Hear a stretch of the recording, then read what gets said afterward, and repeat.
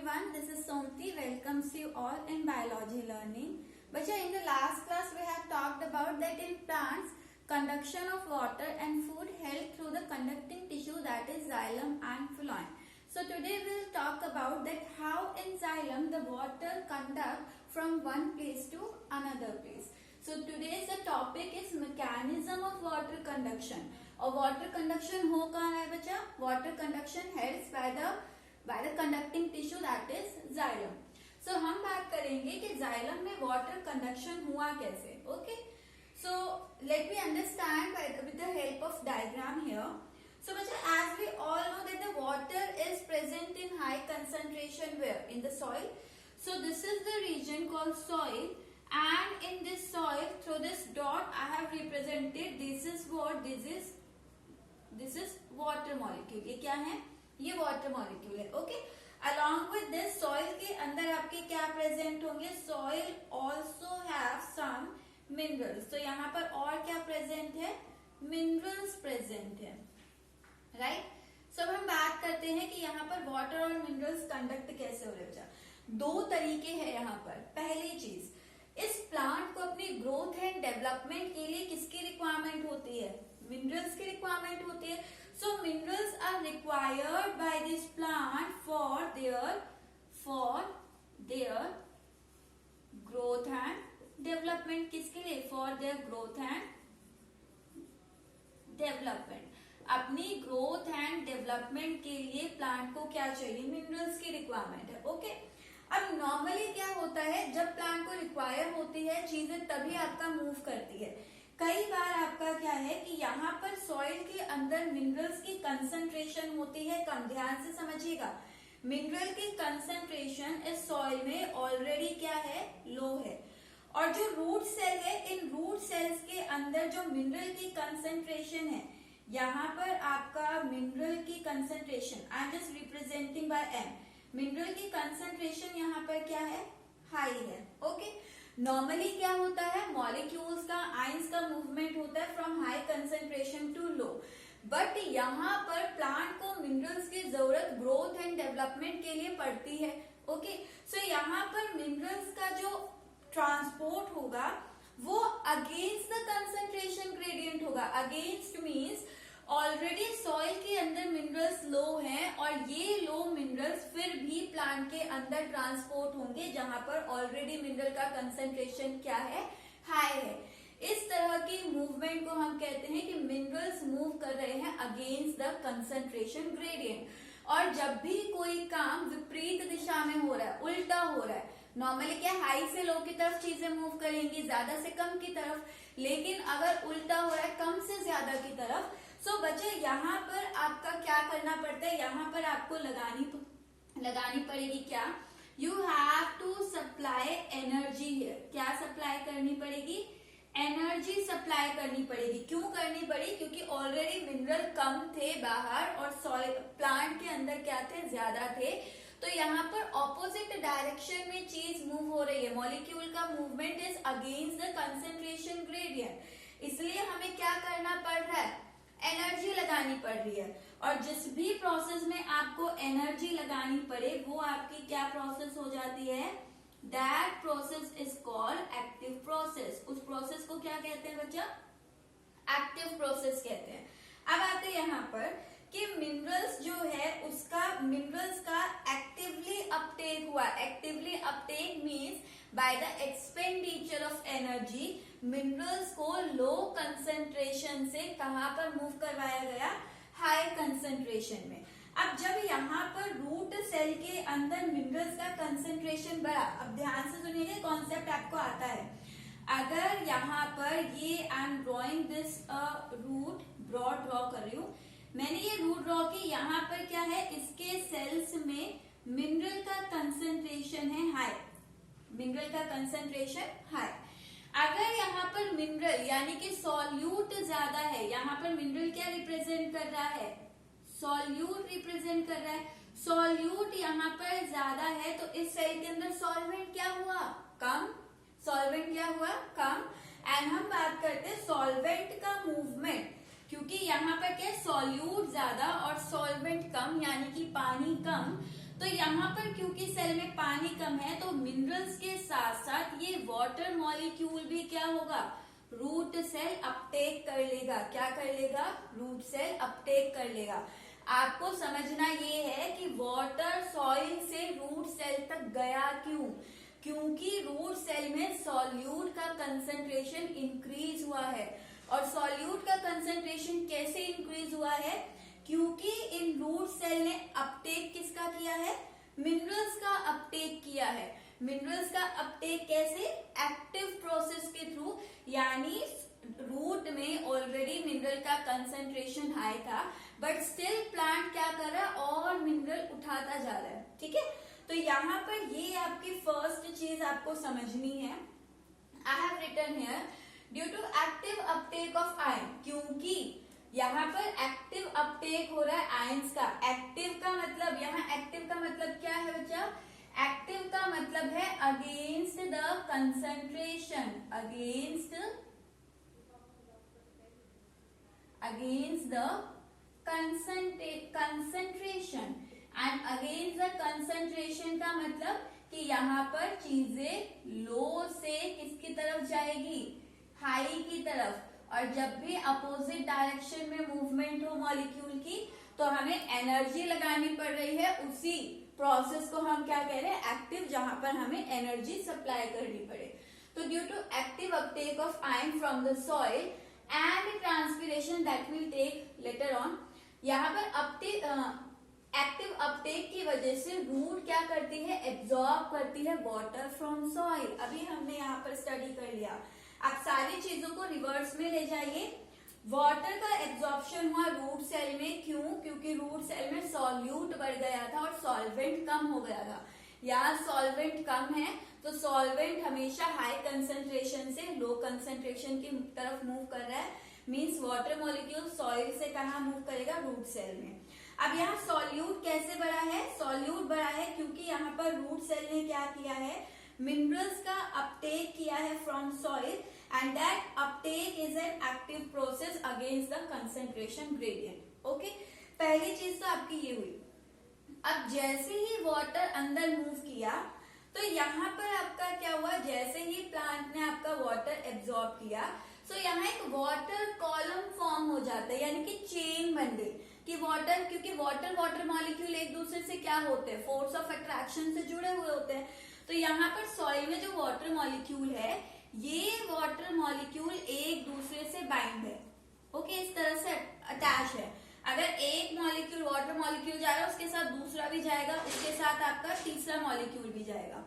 सो यहाँ पर एक वाटर कॉलम बन जाता है, यानी चेन बन जाती है, और इसके साथ आपका वाटर पुश होने लगता है अपवर्ड की तरफ।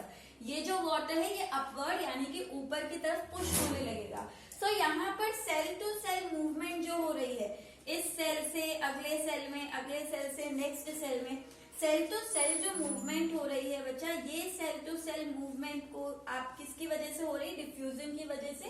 And there we are using the term root pressure, इसे हम क्या कह रहे हैं, रूट प्रेशर कह रहे हैं। सो यहाँ पर जो अपवर्ड फोर्स लग रहा है that is due to the root pressure. Okay, now coming to the next point, second यहाँ पर क्या एक्टिविटी हो रही है बच्चा, सो सेकेंड प्रोसेस हो रही है Dev. This is the first concept, पहला आपका कॉन्सेप्ट कि वाटर का अपटेक क्यों हुआ है, कॉलम जनरेट क्यों हुआ।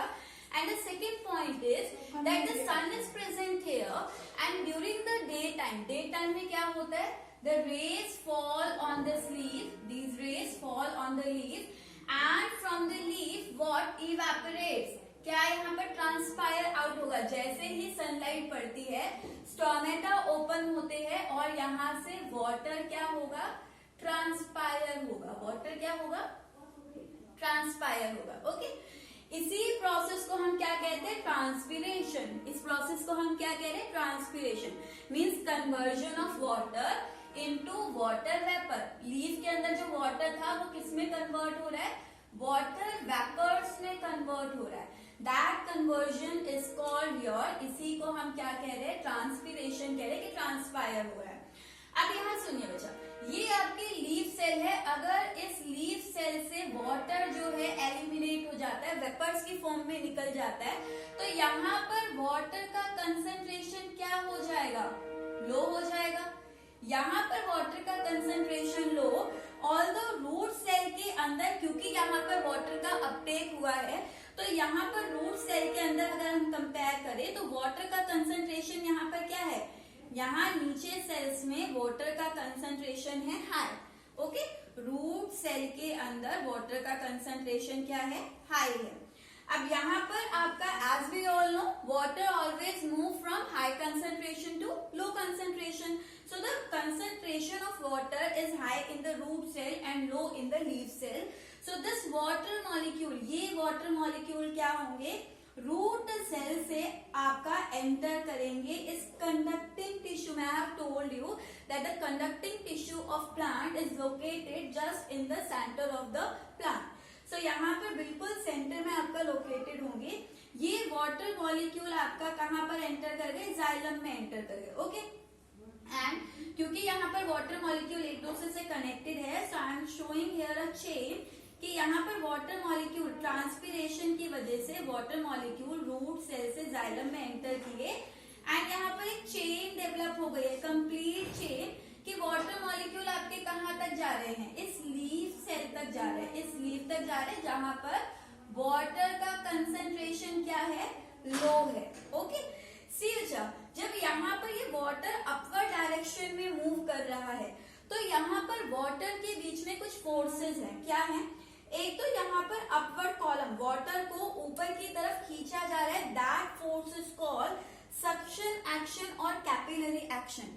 जैसे आप जूस पीते हैं तो स्ट्रॉ से ऊपर की तरफ वाटर को आप क्या करते हैं, सक करते हैं, और सकिंग नेचर को हम क्या कहते हैं, सक्शन प्रेशर हो रहा है। सो यहाँ पर जैसे आप जूस पीते हैं वैसे ही प्लांट एज्यूम कर लो क्या कर रहा है, जूस पी रहा है, वाटर पी रहा है। सो यहाँ पर क्या होगा, एक सक्शन प्रेशर ऑपरेट होता है कि क्योंकि वाटर का कंसंट्रेशन ऊपर वाली लीव्स में कम है ट्रांसपिरेशन की वजह से और नीचे वाले पार्ट में ज्यादा है, तो एक फोर्स लगता है जो कि वाटर को अपवर्ड पुल करता है।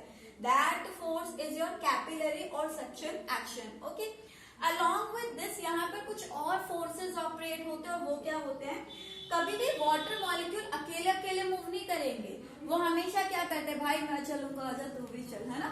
सो यहाँ पर आपके वाटर मॉलिक्यूल एक दूसरे के साथ कांटेक्ट में है एंड यहाँ पर वाटर मॉलिक्यूल के बीच में जो फोर्स है, इन दोनों के बीच भी एक फोर्स है, that force is called cohesion, cohesion force. एक तो आपका सक्शन फोर्स हो गया, second is your cohesion. And when the water molecule is moving in the xylem, जब ये जाइलम में मूव कर रहा है तो बच्चे ये जाइलम की वॉल के साथ भी क्या है, अटैच है, जाइलम की वॉल के साथ भी एक फोर्स लगाए रखता है ताकि जाइलम की वेसल्स जो है इसे अपवर्ड खींचती रहे। तो एज्यूम करो जैसे आपका लिजर्ड है, वो क्रॉल करती है तो दीवार पे एक फोर्स लगाते हैं, उसके साथ साथ मूव कर रही है। तो यहाँ पर भी जब वाटर मॉलिक्यूल मूव कर रहा है तो वो जिस वेसल के अंदर मूव कर रहा है उसकी वॉल के साथ भी वो क्या है, अट्रैक्टेड है, यानी कि उसके साथ भी उसका एक कनेक्शन है, फोर्स है। And that force here, this one, ये फोर्स आपका क्या कहलाएगा, which is operating between the water molecule and xylem vessel. This is called adhesive force. क्या कहलाएगा, adhesive force. So cohesion आपका force क्या है, it is the force which is operating between water and water molecule. Water and water molecule के बीच में जो force of attraction है that is cohesion, and the force of attraction between water and xylem, water molecule और xylem के बीच में जो force of attraction है that is adhesive. So here these three forces operates so that the water can transport from one part to the upper part or another part. Okay, so this is how the conduction of water है। Now we can read out this complete process. हमने दो point पढ़ लिए थे कि actively Uptake हो रहा है आयंस का सॉइल से, जिसकी वजह से वाटर एब्जॉर्ब होता है, वाटर एब्जॉर्ब होता है तो यहाँ पर एक वाटर का कॉलम बनता है एंड रूट प्रेशर के थ्रू अपवर्ड मूवमेंट होता है वाटर मॉलिक्यूल का। सेकेंड हमने बात की कि जब प्लांट के अंदर आपका वेल वाटर होगा, यानी पानी प्रेजेंट होगा सॉइल में, ठीक है, तो वहां पर एक्सेस ऑफ वाटर जो है वो रिमूव होता है, ज्यादा जो पानी है वो रिमूव होगा किसके थ्रू, ट्रांसपीरेशन के through, where the water converts into the water vapour. Leaf के सेल्स में जो वाटर है वो वेपर्स की फॉर्म में आपका रिलीज हो रहे हैं, and that process is transpiration. अब ट्रांसपीरेशन की वजह से यहाँ पर एक डिफरेंस क्रिएट होता है कि अपवर्ड आपके जो सेल्स है वहां पर वाटर का कंसंट्रेशन अपर लीव्स में और रूट सेल में क्या होता है, डिफरेंस आ जाता है। यहाँ वाटर का कंसंट्रेशन कम क्योंकि ऊपर से निकल गया एनवायरमेंट में वेपर्स की फॉर्म में, यहाँ वाटर का कंसंट्रेशन ज्यादा क्योंकि यहाँ पर क्या हो रहा है, अपटेक हो रहा है। तो इस डिफरेंस की वजह से एक सक्शन प्रेशर जनरेट हुआ, सकिंग प्रेशर, कैपिलरी एक्शन आपका जनरेट हुआ, एंड वो क्या करेगा, वाटर कॉलम को पुल करेगा इनटू लीव्स, लीव्स के अंदर उसे लेकर जाएगा बाय सम फिजिकल फोर्सेस, कुछ फिजिकल फोर्सेस के साथ। और वो फिजिकल फोर्सेस क्या है, एक तो सक्शन प्रेशर कि जो सकिंग प्रेशर है, दूसरा वाटर मॉलिक्यूल के बीच में क्या, cohesive force, and water molecule और जाइलम वॉल के बीच में adhesive force. So this is overall the mechanism of water conduction in case of plant. Now बच्चा one more point is there. आपका एक पॉइंट है कि इसका सिग्निफिकेंस क्या है, मैं यहाँ छोटा सा राइट कर देती हूँ। Okay, so I am writing here the significance. इस पूरी प्रोसेस का सिग्निफिकेंस क्या है, क्या फायदा है आपका, मीन्स क्या फायदा हुआ, पहले ही आपका वाटर बाहर निकाल दिया, और वाटर अगर स्टोमेटा बंद कर दो तो वाटर बाहर जाएगा ही नहीं, वाटर बाहर जाएगा नहीं तो और एब्जॉर्ब ही नहीं करना पड़ेगा, और एब्जॉर्ब ही नहीं करना पड़ेगा आपको, तो प्लांट को वाटर देने की जरूरत नहीं, वाटर कंजर्व हो जाएगा।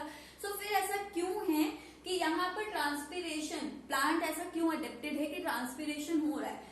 सो मुझे यहाँ पर point I have told you, xylem में वाटर के साथ क्या मूव करते हैं, मिनरल, कभी भी वाटर प्योर फॉर्म में मूव नहीं कर रहा है। सो जब यहाँ पर वाटर मूव कर रहा होगा, इसके साथ क्या मूव कर रहे होंगे, मिनरल्स मूव कर रहे होंगे, and as the minerals are moving, यही मिनरल्स प्लांट की ग्रोथ एंड डेवलपमेंट में यूज होंगे।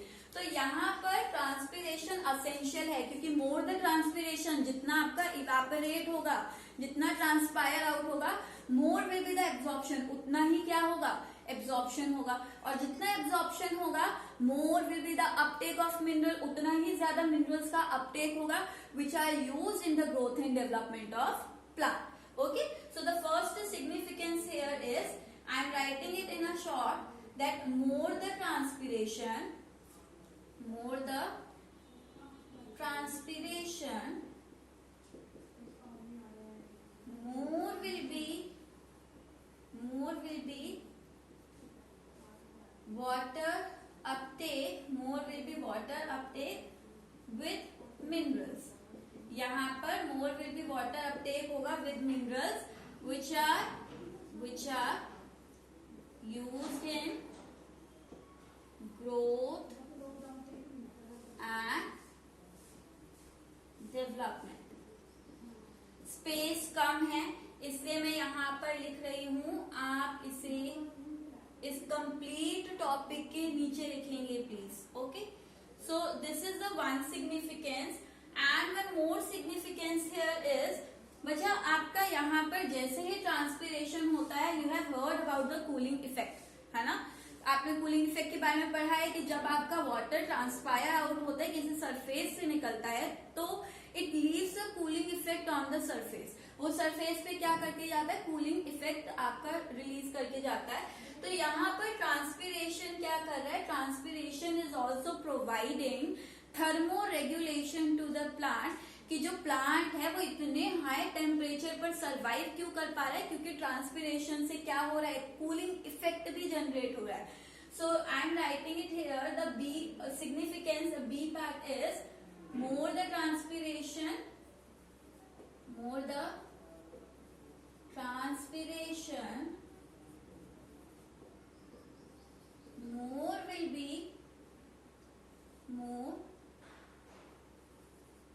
be thermoregulation।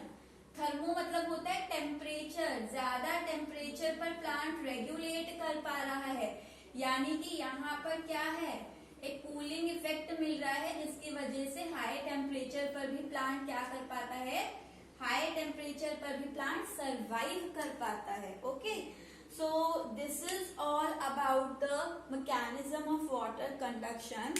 Only the last topic remain in this topic, that is mechanism of food conduction, that we'll take in the next class, bacha. Thank you so much.